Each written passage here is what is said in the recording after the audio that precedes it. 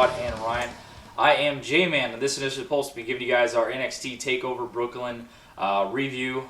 Sorry we're a little bit late on this. Obviously, opening this on Sunday, WrestleMania, on SummerSlam Day.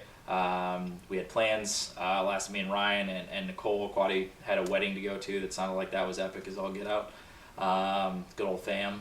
Me and Ryan and Nicole had plans. Went to a concert out near us to see Story of the Year. I know we talked about that in the preview. It was an awesome show. It was really fun. Got fucking drumstick out of it, so that was pretty cool. And a lot of other fun shit. Got all the way up front. And it was a lot of fucking fun. It was a blast. So we checked the show out. Quaddy checked it out when he got back from his wedding, and then me and Ryan checked it out when we got back from the show. And watched last night. It was like 4 o'clock in the morning, so we weren't able to tape it. So we're taping this early Sunday, and hopefully be getting it up around probably the time that SummerSlam is going to start. And then obviously we'll have our SummerSlam while you're watching this. If you are watching this as SummerSlam is going on, we'll have our review up late Sunday night. So we're going to go ahead and get this review kicked off here for this TakeOver show. It opened up with Triple H in the ring. Had no mic, had a mic attached to his shirt, and kind of was going over the camera and stuff like that, or going for the show and not over all the entire. I guess you could probably hear it in the audience, but not holding the mic and kind of getting over the evolution of NXT and everything that it's come from, and sparking the revolution, everything, all this kind of shit, and saying a lot of the same names, Unstoppable and Revolution, all the shows that they've had and stuff like that, kind of coining those little terms and stuff like that, and coming to where it is now, and bringing the lights up and having 13,000 people in the Barclays Center, and obviously New York, and that crowd was hot as all get out and were the entire night. And the look of it and the feel of it, and how gritty and just so NXT. It just felt it's its own thing now. It's just NXT. I know we said it kind of just felt a little bit like a new version of an ECW like feel to the arena and how it was, and it looked amazing with the black mat and everything around. They had the graphics on the screen and the entrance and how that looked, and not putting all the fancy lighting that you normally see out in the crowd for a WWE show, just having it kind of dark and focused on the ring and everything like that. So I think that's the start of this was awesome. I loved everything they did with Triple H, and obviously he's kind of the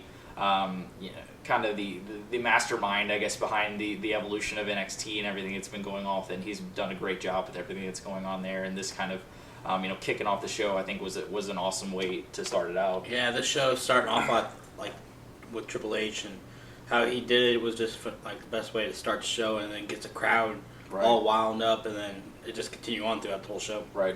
Yeah, they really wanted to try to make the show seem important, and yeah. that was a good idea on their behalf. I think it's important to if they're going to consider this almost like an extra brand that they're really trying to popularize, making it seem as important as it is with Triple H in there, and kind of making it its own thing. What he did was something that they don't do in WWE. They don't have a start like that, and him circle around the ring with the camera, and right. it just made it seem all the more important.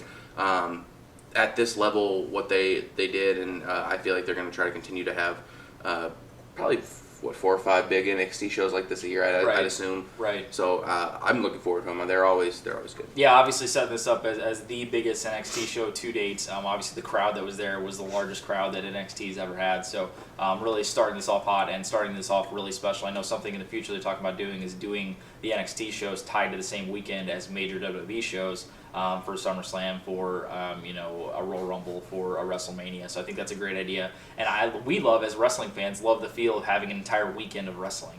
It's awesome, and to have it all tied together with WWE and with NXT and everything, I think that's going to be great, going into the future. And this was an awesome start to that here. So go ahead and get this card kicked off here. The first match. We had Jushin Thunder Liger making his WWE debut on this NXT show, going up against Tyler Breeze. Yeah, definitely. I thought this was a good way to start the show, and cool to see Jushin Liger in a WWE ring. It's just one of those world vets, and surprised that he's never been, in WWE. I don't, they had the Ultimo Dragon. He finally made his appearance, several years back after he did his run in WCW. So it's been a long time coming for a guy like Liger, who's well known around the world, and even American fans. as soon as he come out, everybody, I feel like most people that were there knew him. Oh, yeah. There was a lot of hardcore NXT and hardcore kind of indie fans at this show, and you could really tell with the chants and the crowd appreciation for the match qualities. But yeah, this was just a fun kind of open air match. Liger was probably in his 50s, I'd assume. He's up there. He's still doing flips on the outside and doing all the same stuff. He's not as high impact as he used to be years ago, but he can still work, and he can still get in there with these young guys and go and getting the victory over Tyler Breeze here. I think it's a lot of times wrestling fans don't quite understand that. We were talking, we were like, man, why didn't Tyler Breeze get the win here? That kind of doesn't make any sense. But just being in the ring with a veteran on this caliber, to me, it proves that okay, you're a guy that they trust to get in the ring with a guy like that and carry a solid match. And it did. It was definitely a solid match, and it didn't. I don't feel like it hurt Breeze, and it definitely, the only thing it can really do is help him be like, I went toe to toe with Liger and blah blah blah and all this stuff. So decent match, but Liger getting the win here. Yep. Next matchup with the NXT Tag Titles Line 1 champions Blake and Murphy went up this goddamn mat. Went up against the Vaudevillains. I know they set this up to where obviously Alexa Bliss is with Blake and Murphy, and the Vaudevillains came out. They didn't have anybody kind of in their corner, and they brought out a cult favorite for NXT, which was Blue Pants. The whole crowd was chanting for it, and just another tie to kind of ECW and the cult favorite kind of things that ECW used to have. Blue Pants definitely fits that same kind of the mantra of that cult kind of favorite thing. I think Vaudevillains all came out in blue too, so they're all kind of matching and shit. And she came out and flexed like all the Vaudevillains do, and just kind of a cool little thing to start the match up there and showing that they had somebody in her corner as did Blake and Murphy have. And this was solid.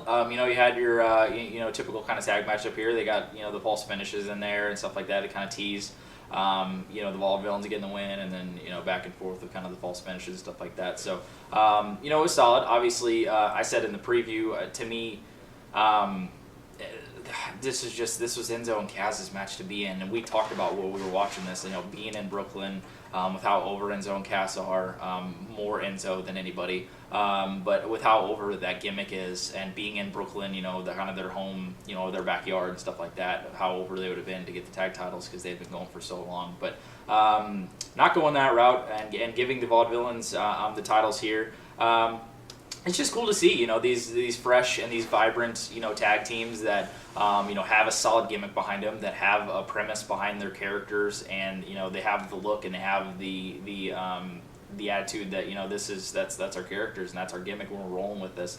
And I think the guys, Aiden English and Simon Gotch, these guys are literally like just cut from the cloth of what you could see those typical like 30s and 40s like shoot wrestler, like just old school type shit. They look like they're straight from that era. So playing that gimmick, playing that gimmick up to a T and really pulling that off. Blake and Murphy just about as generic gets.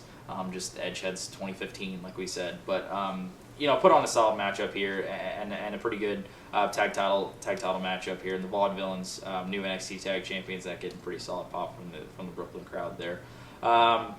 Next matchup, we had the WWE debut of Yuha Nation as Apollo Crews going up against the Perfect 10, Ty Dellinger. Yeah, this was they were planning this out to get Apollo Crews over here and with the fans as Andy Darling. A lot of people knew him as Yuha Nation. I hadn't actually only seen highlights. I'd never really watched a full match of Yuha Nation, but looking at the guy, he's a bigger guy, and he moves around in the ring really well for how big he is. I feel like this match was okay, but I wanted to point out more than anything that I want to say WWE is good with trying to get gimmicks over and stuff, and then they also have this idea that sometimes just indie guys by themselves will just get themselves over because they're known. And sometimes that works, sometimes it doesn't. But more than anything here, I just feel like Apollo Crews seemed kind of generic. He just seemed like super nice wrestler guy. Yeah, what was he saying when he came out? He's like, "Wow, there's a lot of people here tonight." Yeah, he's like so. This is a lot of people. And I'm not going to discredit the guy's talent. He's definitely a great worker. But his moveset seems super generic. Anybody can remember back when Bobby Lashley debuted with the WWE. I mean, it's split image. It is just a split image of that character and that gimmick and how he came into. And just a standing moonsault as his finish. It seemed generic. He didn't do anything, that he was talented, but he just didn't do anything to impress me. I'm not saying that, obviously he definitely can be a good worker, but I just feel like he's not going to be one of those guys. I feel like he's just going to be able to get carried with his reputation. I think he's going to have some kind of something to get him to the next level, because he's just going to end up being kind of generic, the guys before him, the big guys. If Ryback wasn't Ryback, if he was just a guy, he would be nobody. He'd just be a big guy. Well, even though Ryback's a horrible gimmick. But, it's something that WWE created for him and the fans, the casual fans, or just fans in general. I know a lot of people who just like Ryback. I don't quite understand that. But, as a guy like Apollo Crews, for his debut here, it was good for the Brooklyn crowd was behind him. But to me, I feel like, it is his first match. Maybe they're not just giving a chance for it to run and see what he's going to do. But for his debut, I just wasn't that impressed. I thought the match was okay. The crowd was, kind of behind it. But Apollo Crews getting the win here over Ty Dillinger, who I think has a great gimmick right now. I think it's really hilarious, and he's got the right look and everything. But that's another story. Yeah. But Apollo Crews getting the win here. Yeah, hopefully we could just see more from him and continue to grow, and hopefully get into something and get into a groove. Sometimes just takes a guy just a little bit to get into a groove and maybe find a gimmick that'll work or something like that. Because right now he's just ABC Captain Generic, and we can't really fault him for that because he's just going out there and doing what he's told. But until he gets something solid behind him and a solid groove. He's an immense talent, and he's a guy that definitely you want to put some effort into building up. So hopefully we can see some more great stuff in the future from Apollo Crews. After that, they went into a segment with William Regal. He announced that there will be a Dusty Rhodes Tag Team Classic, basically a tag team tournament, starting in September and ending at the TakeOver in October. So a month-long tag tournament, love that, love tournaments, all that kind of stuff. And with the tag teams that NXT has and NXT provides, I think that should be, something to look out for in the future, and could be some good stuff on NXT weekly basis, where sometimes they're pretty lackluster. When it comes to TakeOver shows, they're some of the best shows of the year, but their weekly show kind of leaves a little bit more to be desired. So having something to kind of build around with the Tag Classic and stuff like that, and the tag tournament will be, so definitely something to look forward to. So should be some interesting stuff coming up with that in the future. Next matchup, we had, Quaddy's got to cover this shit. We had Samoa submission from Samoa Joe going up against Captain Green, Captain fucking just pull your pants up a little bit higher, Mr. Football Player, hard ass Baron Corbin. Baron Corbin. It seemed like Joe wanted to just destroy Baron Corbin really bad. It seemed like WWE kind of handcuffed him and told him only to do certain things. It seemed like he was this old Joe from Ring of Honor, and he was just trying to push the envelope, but WWE didn't want anybody to get hurt. So Joe won the submission. It would have been better to see Joe just destroy him, but good to see Joe actually be on a TakeOver show and get a victory. Yeah, definitely. Hopefully, just we don't even see any more of Joe in NXT, and they should just stop wasting time and just get to doing the great stuff that Joe could do up on the main roster, and hopefully Baron Corbin just goes the fuck away. Next matchup, holy shit, we had the NXT Women's Championship on the line.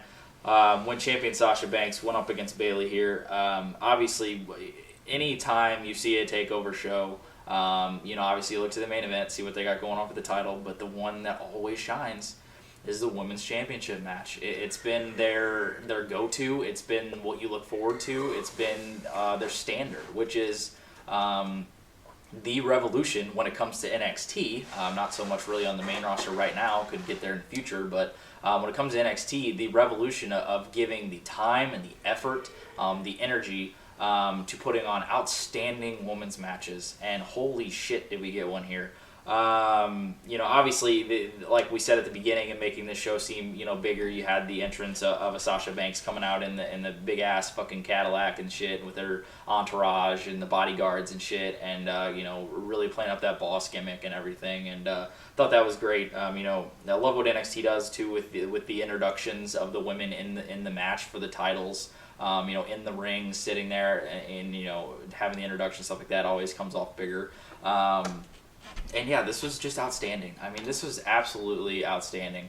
To the effort that they put in for these women's matches, they gave this about 20 minutes, and the ability for these women to go out there and just tell a great story. I mean, this was not just a great women's wrestling match. This was an outstanding wrestling match. It doesn't matter, male, female, fucking alien. I don't give a shit who you are. This was an outstanding wrestling match. And I think we were all in consensus saying that this is the best WWE women's match that they have ever produced. With the crowd, with the work they put in, the storytelling in the matchup, and the work and the effort put in by both women in this matchup was absolutely phenomenal. And I know there's been great ones in the past. I know that obviously one that comes to mind was the one we were talking about with Becky Lynch and Sasha Banks back in May, I think it was, or something like that. There's another great one with Charlotte and Sasha, and the one I know they had a 4-way, and the stuff that Paige and Emma started back in the beginning of TakeOver, and the first live show was really started there to what they would end up doing with the women's division. But having this show be the biggest show that NXT's ever had, in front of 13,000 plus people, in the Barclays Center in Brooklyn, New York. And really just the great story that they went out there and told, playing off the, Sasha did the hand injury where she put the hand in the thing and knocked that with the steps and stuff like that. Playing off, went into that great submission segment, or that great submission spot where they had her in the bank statement and pushed off the ropes and flipped it and reversed it, and Bayley put her in the crossface, and going into that amazing ending, the finish spot with the fucking reverse Rana off the top rope straight onto Sasha's head, and then going into Bayley to belly. Crowd just shitting and getting the 1, 2, 3 there, and then you continue the progression, because to me, when it comes to an overall start to finish, it's not from bell to bell. I mean, you get everything. You get the entrance, the build to the match, how they come off when they get in the ring, the match that they put on, and if anything happens after. And obviously, we had a great segment that happened afterwards with Charlotte and Becky Lynch coming out, obviously, backstage calling themselves the 4 horsewomen, of WWE, and with the 4 of them and everything, the great stuff that they've done in NXT, and throwing up the 4, and embracing with Sasha and Bayley and all 4 of them, and posing off at the end there. Just from start to finish, was just absolutely outstanding, and easily the best show on this, or the best match on this show, and like I said, in our consensus, the best women's wrestling match in WWE history. I mean, they just continue to deliver. Every time you expect it, they deliver it. And this was an absolute classic, and this was outstanding. And SummerSlam is going to be hard-pressed to top the effort that these 2 women went out there and put on. And we hope that they go out there and do that, because it's going to be an absolute classic that would be happening tonight on SummerSlam if they do so. So can't give props anymore to these 2 women going out there and just putting in some work and some effort and put on just an absolutely great matchup. And Bayley, your new NXT Women's Champion. It seemed like these girls just got like a wrestling DVD from like Ring of Honor back in like 2000. It was like, we can do that, and we can do this, and we can do that. Because if you watch this match, it's definitely wrestling 101. It's not like these other chick matches or divas matches you have in current WWE or whatever the other company's called, and where they just wrestle around and just try to get the guys off is pretty much what it comes down to. And these girls in NXT can actually go and actually could probably take some of these WWE wrestlers and actually make them work for their money. Because I can guarantee you, Charlotte could probably beat a lot of the undercard guys. Right. So, this match was hands down probably the match of the night, and possibly in the running for match of the year. Yeah. And like J-Man said, he quoted us perfectly. It's like after Shawn and Taker at WrestleMania 25, good luck topping those. Right. Yeah. It was really a culmination of how J-Man said as well, you can't just take into account that it's just the match. They did Stephanie came out, talked about it, and they had a video package of, all three, Sasha and Becky and Charlotte got pulled up to the main roster, and Bayley's by herself, and they have this picture of all four of them, and you just see like Bayley disappeared into the picture, and it's just like she's left out, and that added so much to the story, and the fact the entrances, and they come out there and they put on an incredible. If you give these women 15 to 20 minutes to go out there and just put on great matches, it's inevitable that they're gonna do great things, and all these guys can work. And it's funny you say the thing about Ring of Honor, watching Ring of Honor DVDs or whatever. I want to say I still think that Sarah Del Rey is in the background helping these women wrestlers. Yeah. Arguably one of the best women's wrestlers of the last 10 years. If you've not seen anything that involves her, you should try to find some Sarah Del Rey wrestling stuff, and then realize, okay, this is what this woman is trying to get these girls to be doing, and it's great. It's great stuff. It's just, I was sitting there thinking, I can't really think back other than the other NXT matches that could stack up against these. I mean, Trish and Lita had some good matches back, but this was just better. This was just better than those matches. And it's arguable to anybody to say that this wasn't the best women's match that WWE has ever produced. And I feel like it's just going to continue to get better with these women. They're going to want to keep topping each other. I know once we get in a groove of things with these girls and they split up on the main roster, you're going to have those Charlotte versus Sasha matches. You're going to have those Sasha versus Paiges, and even some of the girls that are on the main roster now get in the ring with some of these other girls, and just be like, get the Brie Bella in there, and the Naomis and those girls who Natalia, would. Exactly. I think Natalia's been one of those women's wrestlers for years that's wanted this. She's not even in the picture with any of this stuff. She's on Total Divas. Yeah, she's on Total Divas. Yeah. Why can't she get in there? I know they did that a while back. They did that Natalia Charlotte match, which was great. And it was great. It was awesome stuff. And I could see definitely if she can get in the mold of things. And there's so much talent in the women's division. They just got to give them time, and they can't just do it a one-off little.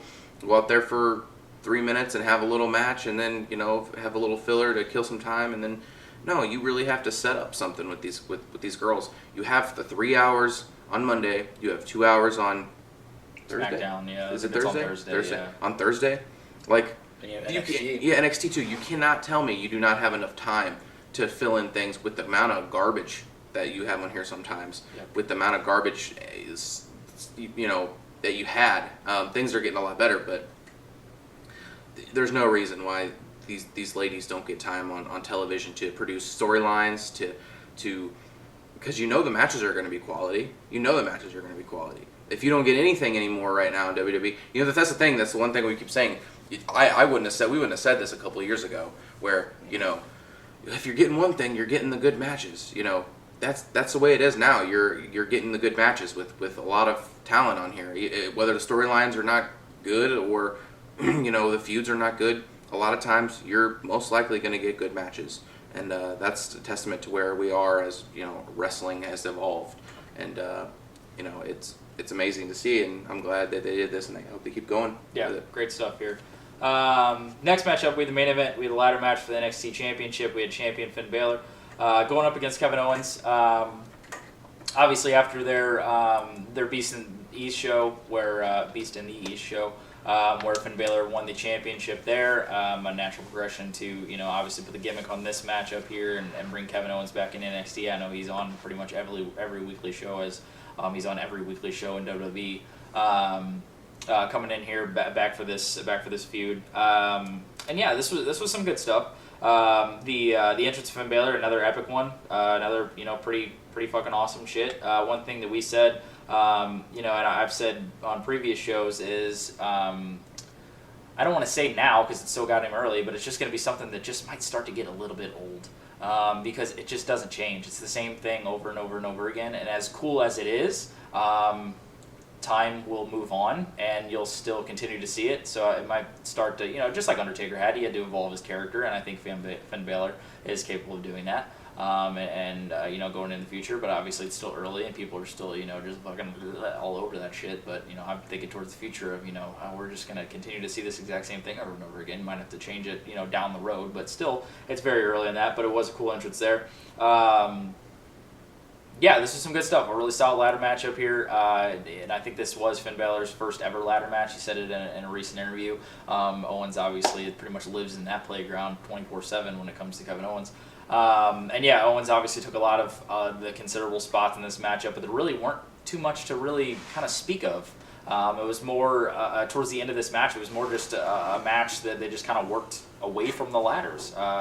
From time to time, they kind of threw it in there, sporadically, but really the ending portion of this is where you just got most of the ladder work, having that spot where they were faking like the suplex off onto the ladder that was kind of set up against the ropes, and then have them just push off Owens and then doing the coup de grace, the double stomp off of the top rope, and Balor retaining the championship. And, like Waddy said, and like we were talking about when we rewatched it this morning, it's just one of the things after that women's matchup, you just know nobody's going to fucking top it. And these guys are fully capable of doing that, but obviously the effort in the crowd isn't going to be there because of how much they exuded the energy in that women's matchup. So it's kind of one of those things you just kind of got to give your, tip your hat to what the women's matchup and those ladies put on, there, and go out there and put on a good matchup. And I think they did here. Solid stuff, and we've just seen so many damn ladder matches. It's just kind of we know all the spots, what they're going to set up, and everything they're going to do. But this was some good stuff, and the predictable finish of Balor retaining the championship here. A good effort put on. I know Owens has his busy weekend with obviously this ladder match that he had at TakeOver, and now going on to SummerSlam with Cesaro, and that should be another outstanding matchup there. So. Great match, great ladder matchup here for the championship, and Finn Balor retaining in the main event. Like J-Man and Ryan said, whenever you try to rate a match, you also have multiple things you have to incorporate, and the crowd is another big one that a lot of people are overlooking. And with this crowd so hot after this women's match, it kind of drained them all, and you could tell they were trying to get the energy back into them, but it was just not getting there. And this ladder match was decent ladder match. I've seen worse and I've seen better, but with this crowd not all the way there, kind of hard to interpret just from the crowd aspect. But me watching it was a good ladder match. You could tell they were trying to keep Cena in a bubble, because they knew they needed him for Sunday and they didn't want anybody to get hurt. But overall, it was a good match and a good way to end the show. Yeah. This is about what I thought. I had hoped it maybe had been a little bit better. I knew that, like he said, that they'd want to not try to go full tilt here because of the full weekend they had. But it was good. It was good. It was a good match. It wasn't great, and they kind of, like they said, moved around the ladder a lot and did some spots here and there. But they didn't take too many risks. But as a whole, I think these two, the good, the good wrestlers innovate with the ladders, but they also. I don't want to cut you off, but I know one thing that just came to mind is something to where we didn't see a lot of ladder spots in this matchup that I'm about to say, but they worked around it because of the innovation that they have and that they provide, which was the Money in the Bank ladder match with Seth Rollins and Dean Ambrose, which didn't include a lot of ridiculous ladder spots, but they worked an amazing match around the ladder and used it appropriately. And I think that could play into the fact that Finn Balor's inexperience in ladder matches. And I think that could play into it. Could definitely be that inexperience as well. But the good wrestlers obviously innovate with ladders. The great wrestlers have a ladder match, have a match, and then make the ladder not the priority. It's there when needed. There's a difference in using a ladder just for spots all over the place, like a Money in the Bank, and then there's a difference between having a ladder match or having a match with a ladder. You know what I mean? Where it's there and it's relevant when it's needed.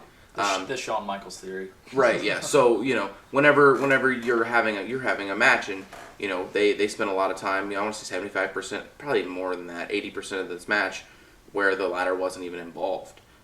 They used it here and there for the right time, but clearly it didn't get the spots, as many spots as you would have liked. But This was a good match, and this was a good main event, and somewhere down the line, I feel like these guys are going to hook up again, and probably another singles type match, or something. This could be the end. This could be the end of it, and Owens going straight to the main roster, not being on there, and open up new challengers, which might be what they would do. But if they do meet, it'd probably be on the main roster, and obviously these guys can have great matches with each other. We've obviously seen. So good show, good NXT show, and I would say two really good matches, and the rest of the undercard wasn't bad. There wasn't a stinker. There wasn't one bad match where I was like, oh god, that was horrid. Crowd was hot. It was fun. It was good. I'm glad they do these shows, and I love that they really put the effort in to make them seem big. Yeah, and that's one thing that really NXT does is it doesn't ever feel like it just stays around and just is complacent. It always feels progressive, and it always feels like it advances previously from what they did in the past to what they do now and what they're going to do in the future. And this is an amazing leap forward from this, from where they were to this Brooklyn show and what the future holds. I know they had another thing with Triple H earlier in the night. A lot of stuff that I covered in the preview, but didn't get covered here. Then they aired stuff before the live broadcast went on. But they're having their first show overseas, over in London and stuff. So the expansion of the NXT product and the progression is just so fresh and so awesome to see. And we will be there every step of the way to see it continue to grow and continue to progress and to go to the leaps that and the I've got no other words to try and think of, bounds. But to the leaps and bounds, but to the potential that NXT can get to. So that's great to see, and it was a huge step here for NXT at this Brooklyn show, and an awesome effort. Like you said, an amazing matchup here with the women's title, a very solid main event here for the ladder match, for the main event for the championship, and just a lot of stuff that was decent, but nothing that really was terrible or anything like that, and focused on some solid guys and stuff like that. So great show here, and definitely SummerSlam definitely needs to step up, and that's great when you have the competition. You got the guys on the main roster that are like, here we go again. The fucking NXT went out there and killed it. We need to step our game up. We got this 4-hour time slot for SummerSlam. We need to get our shit together, and we need to put on a fucking awesome show. And that inter-promotional, inter-company competition, I think, is something that I think Triple H is striving for, because I think he saw what WCW versus WWF provided in the Attitude Era and the Monday Night Wars and stuff like that. It brought the best out of everybody. So I think he's kind of getting that inter-promotional, inter-brand type competition going between NXT, where like these young bucks are coming up being like, you know what, we're gonna go out there and fucking put on a show, and the main roster guys are gonna be hard pressed to fucking top us. So I think that's awesome. I think that's a great facet to what WWE's got going on with NXT and with their main roster. So should be great stuff. And obviously this whole weekend has just been fucking awesome. So having this takeover show and now coming tonight with SummerSlam, can't wait. This is shit we're all about here at the Pulse. So hopefully you guys checked out, which we uploaded yesterday, our third anniversary little special, our blooper vid. So if you haven't checked that out, go to our page, the main page, check that out. Got some funny shit over the past couple years, because I grabbed some shit back from, it's about 2 or 3 years ago that we kind of pulled random shit out of. So hope you enjoyed that, and be sure to check out our SummerSlam review later on tonight. After SummerSlam goes off the air. Can't wait for that. Should be some good stuff. This will now wrap up our NXT TakeOver Brooklyn review from our partners Quad and Ryan. I am J-Man, and thank you for watching another edition of Pro Wrestling Pulse, the Pulse, professional wrestling world.